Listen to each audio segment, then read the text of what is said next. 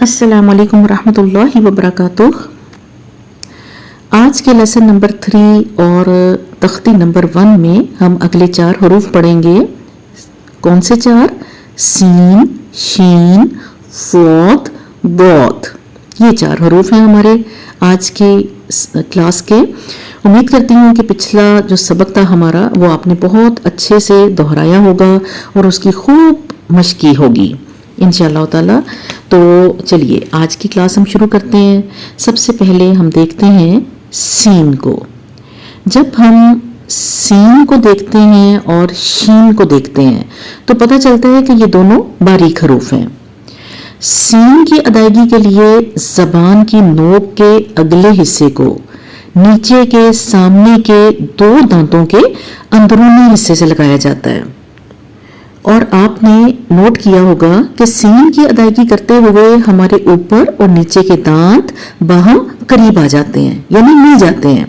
और इन दांतों के मिलने से जो छोटी छोटी जगह बचती है ना, वहाँ तेजी के साथ आवाज निकलने का रास्ता बनता है। और जिसे हम क्या कहते हैं कि सीटीसी, किसी आवाज का निकलना, यानी सीटी जैसी आवाज वहां से निकलती है। जरा पढ़ के देखिए किस तरह पढ़ेंगी। Scene, scene, scene. आपने देखा सी कहते हुए सीटी की आवाज पैदा हो रही है।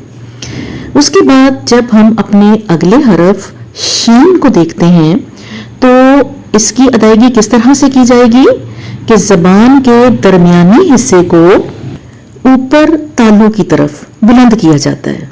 और आप देखें कि कैसी आवाज आती है, फैलती हुई आवाज सुनाई दे रही है ना आपको, ये अब शी कहने के बाद हमने इसको नून के साथ जोड़ना है।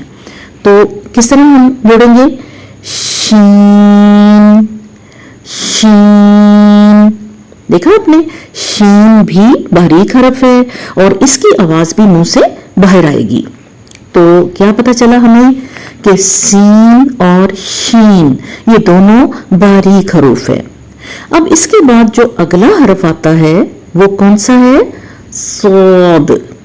सौद, इसकी अदायगी कैसे होती है? सबसे पहले तो ये समझ लें कि ये मोटा हरफ है और इसकी अदायगी किस तरह से करेंगे कि जबान की नोक के अगले हिस्से को नीचे के 2 दांतों के अंदरूनी हिस्से से लगाकर इसको अदा करेंगे।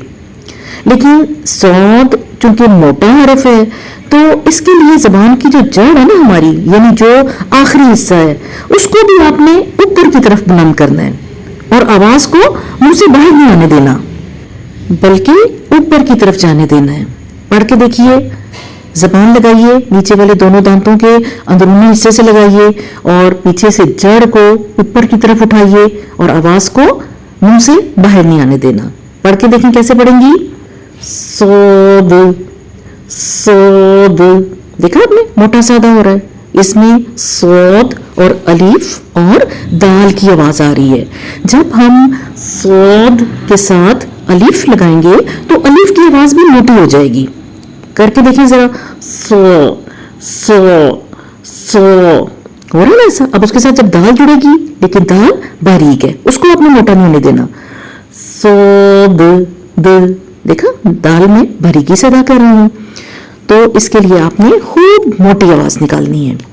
और एक और बात का आपने ख्याल रखना है कि सौद की अदायगी करते हुए होंठों को गोल नहीं करना, ठीक है, मुंह को सीधा रखना है। अब उसके बाद अगला हमारा जो हरफ आता है वो भी मोटा हरफ है, दोद, ठीक है। अब दोद की अदायगी करते हुए क्या करना है? हमारी जबान की जो दोनों तरफ की जो साइड्स है ना, मोटे किनारे, उनको जो हमारी ऊपर की दाढ़ें है ना, उनके अंदरूनी हिस्से से आपने लगा देना है।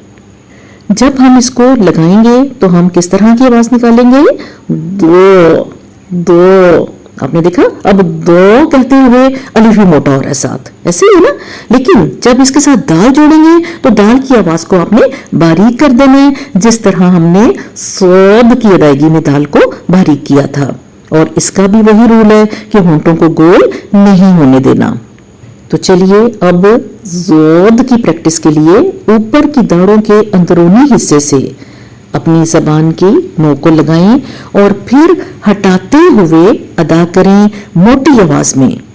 दो दो, आपने देखा दो, दो और अलिफ दोनों मोटा आ रहा है, लेकिन जब दाल जुड़ जाएगी दो दो, देखा दो दो, इस तरह से इसको होगा। ठीक है, चलिए दोबारा से पढ़िए मेरे साथ। सीन सीन सीन, शीन शीन शीन, सोद सोद सोद, दोद दोद दोद। ठीक है जी, ये हमारे आज के 4 हरूफ थे। आपने इनकी खूब अच्छी सी मश्क करनी है, इनको बार बार दोहराना है, और आज के सबक को दोहराने के साथ साथ आपने अपने पिछले सबक की भी मश्क जारी रखनी है। तो चलिए इजाज़त दीजिए, अब अगली क्लास में आपसे दोबारा मुलाकात होगी। फी अमानिल्लाह।